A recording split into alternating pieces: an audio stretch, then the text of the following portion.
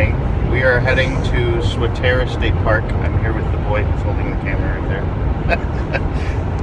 Swatara State Park is outside of Lebanon. It's one of the newer state parks in Pennsylvania. So there's a lot of cool little history there. Some good, some not so good. So Union Canal goes through there. Has one of the oldest cast iron bridges.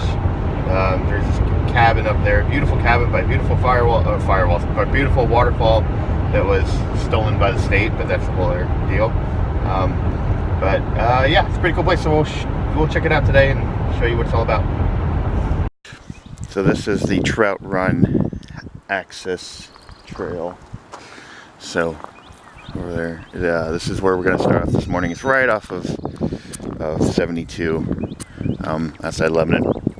So nice, cool, chilly morning. Birds are singing. Nice empty parking lot, which means there's not a lot of people here, which is always good too. So gonna be a good day for hiking.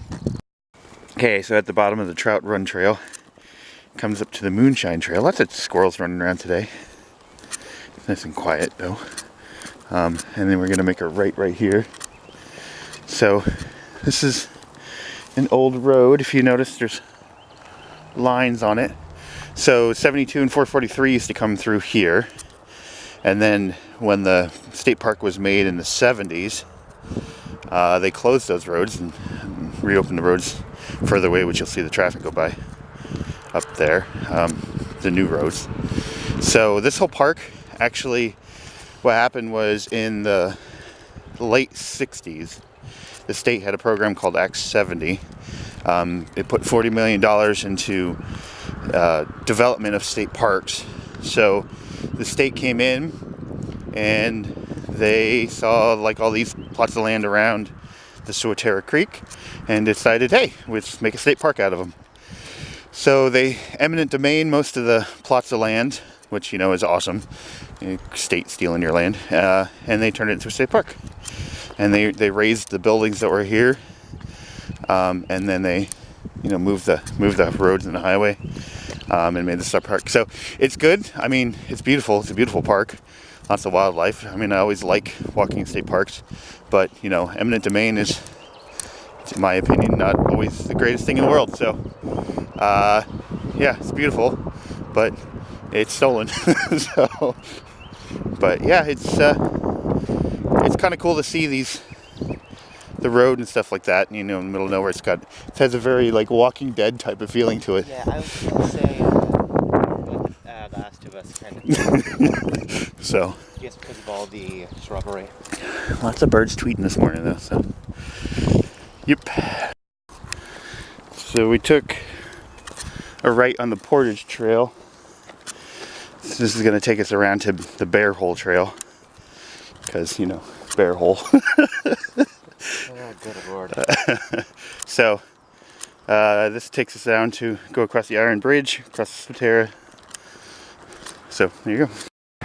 So this is an iron bridge that crosses Swatara, built by the Berlin Iron Bridge Company.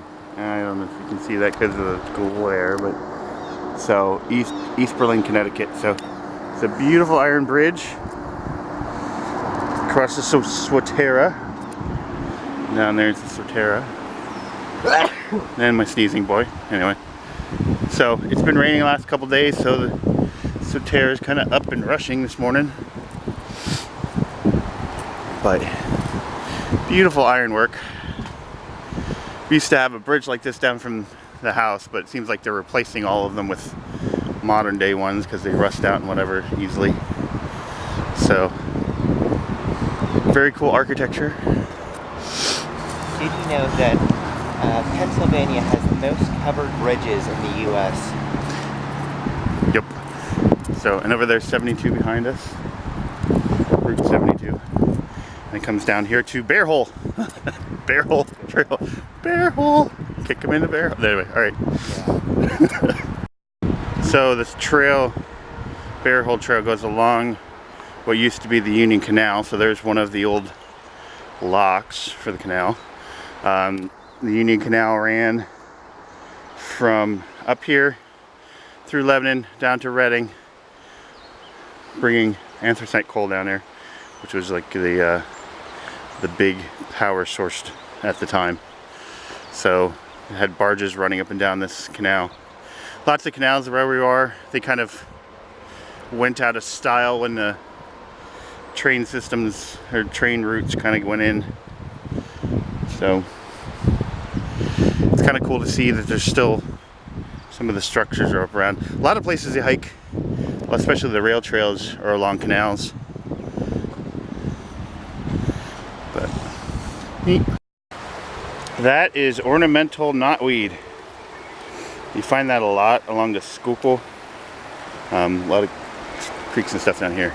So people plant that in their gardens as like a pretty, and then it kind of, the seeds and stuff go into the creeks and rivers and then grow along the river.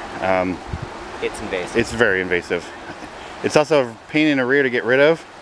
One of the only ways to get rid of it is you pull it up and then you lay a tarp across the ground, which kills all the root structure underneath. The only way to completely get rid of it is get rid of all the root structure, just like bamboo. So very hard to get rid of. And there's lots of it around here. So. And it chokes out everything. And it literally kills everything around it. So invasive species, Pennsylvania. Almost looks like bamboo has kind of the same tube-ish root structure to it. So it's another section of the old canal down there. This one is in less of good shape than the last one, but you can kind of see where the canal V-cut its way through down there along the Swatara. Lots of violets.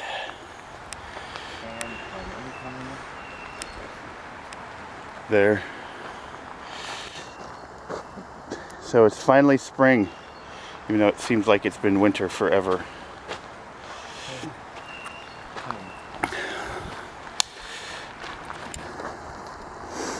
Back on the bear hole.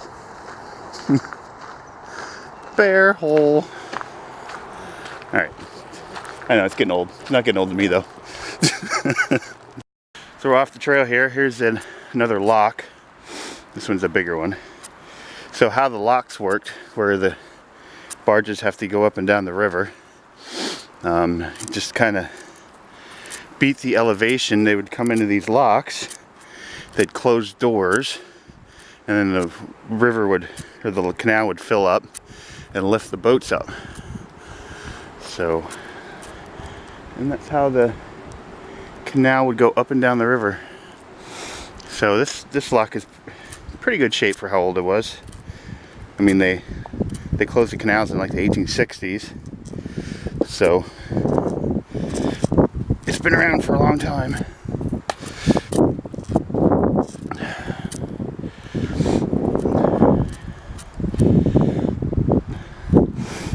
For reference sake, so you can see how tall the lock is compared to the buoy.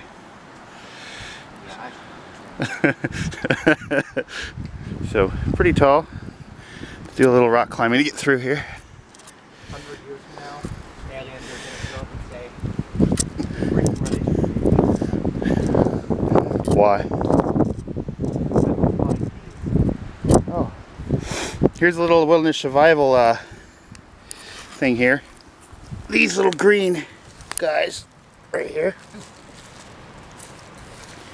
they're the start of ferns. They call them fiddlesticks because they look like fiddles. So if you get stuck in the woods in early spring, they're supposedly really tasty, really good for you. I don't know if I'd eat anything around here, but here's a big group of them right there. So early spring, those are a good wilderness survival food. It's the ferns before they mature. I wanted to make one quick interjection about the fiddlesticks I was talking about today. Some people call them fiddleheads. Actually, the given name is fiddlehead, but I always call them fiddlesticks, so if that was confusing, I'm sorry. But if you notice in my video, there's two different kind of fiddleheads. There is ones that are green, like all green, and ones that are fuzzy. General rule of thumb is if it's fuzzy, you're really supposed to kind of stay away from it. So honestly, when it comes to wilderness survival food, if you don't know what it is, don't eat it, because it could end up being really bad for you, especially if you're in a survival situation. So fiddleheads without fuzz are the ones you're looking for. The green, the straight green ones in early spring, before the ferns start to grow. So the first ones I think in my video were the green ones. The second ones had the white fuzz on it. You really don't want to eat those. So there you go. So, but yeah, so the canal, we'll walk down here further through the canal. Nice and cold out. Looks like, I mean, it's falling apart a little bit. The rock structure's coming apart a little bit. But considering how old it is, it's still in pretty good shape. All this used to be underwater. Ooh, as I fall down.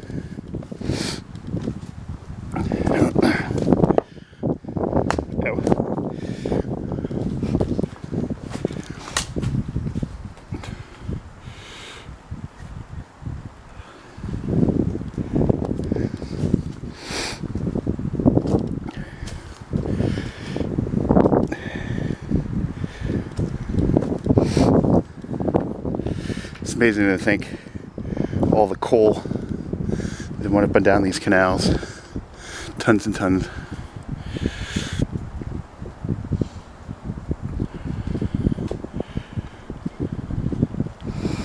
To fall. Now you tell me after I've almost fallen like 6 times.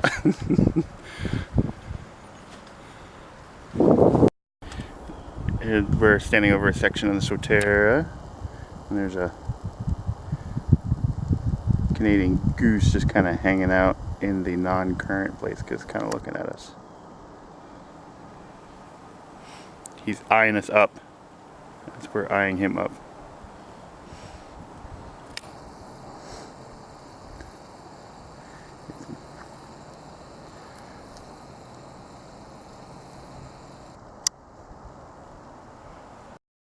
So this is Bordner's cabin.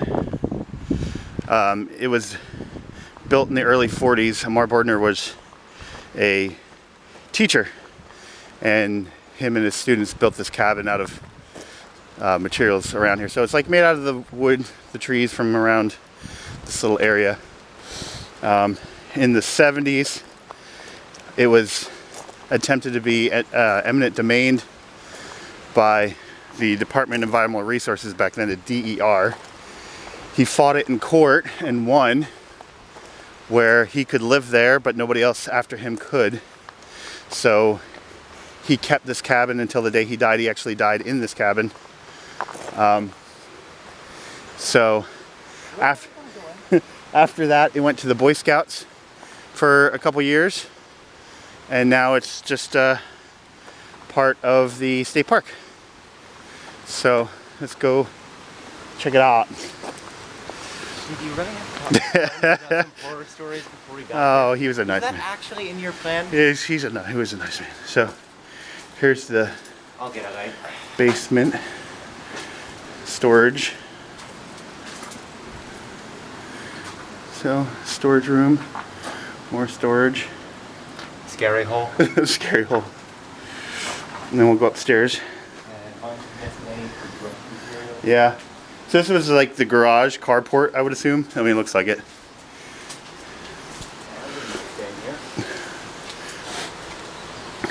That's new. That wasn't here last time. Porta potty. Oh, that's Walk around the outside here.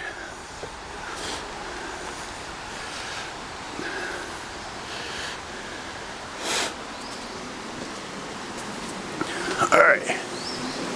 Huh? Yeah. You got a nice picturesque view of the waterfall.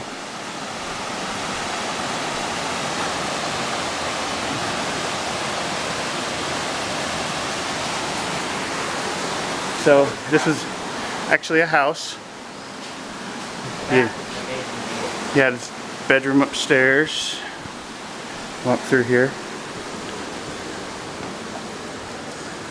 Back little rooms. So there's a picture of what the room kind of looked like with the bed.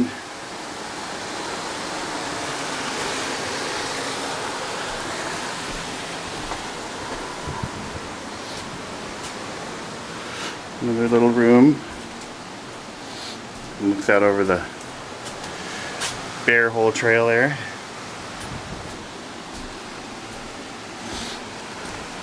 Yeah, that almost looks like a picture, like a painting.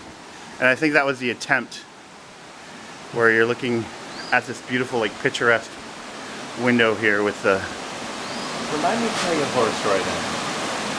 waterfall behind it.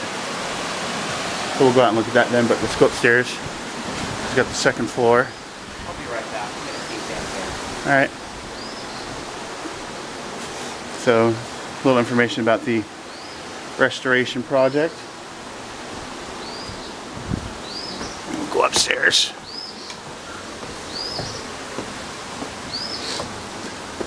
It's amazing to think that this whole cabin was built out of trees and materials from around the area. Hey, you know what you do? For Jogan, you can build anything out of anything. So, nice little cozy cabin. Stairs are a little odd. Another very darkened picture of what it looked like.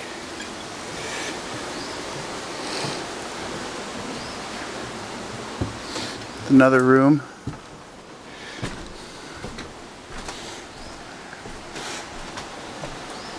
Picture of the cabin with the windows intact.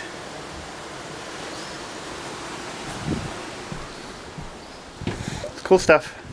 We'll go outside and take a look at the waterfall.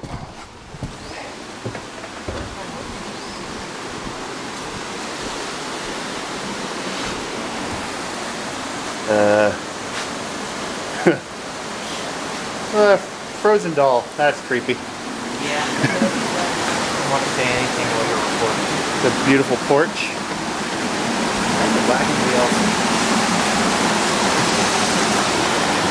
The Craigs Falls. Runs all the way up there to Route 80.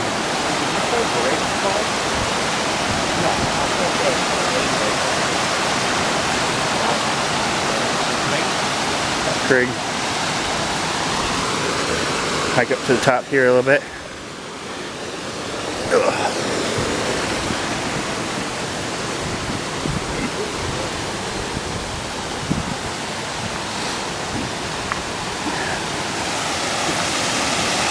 Beautiful little pool.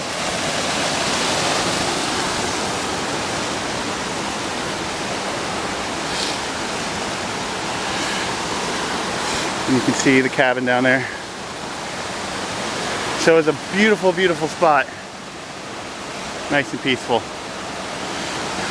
Till the state took it from them. But I wouldn't mind taking it from. yeah, I'd be glad to take it. Beautiful.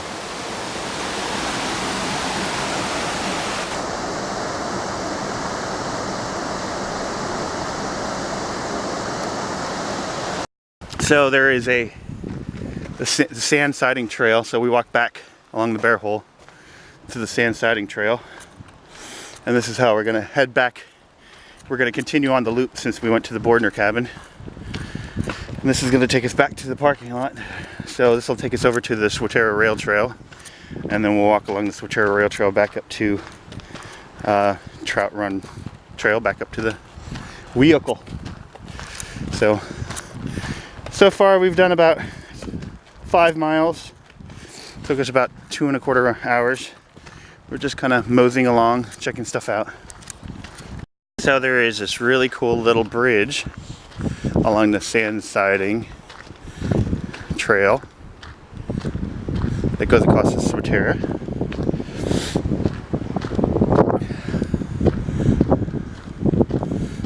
Oh, I just saw a hawk or something fly up there. But anyway, so it's a neat little truss bridge gotta watch out for the horse poo. Because horses.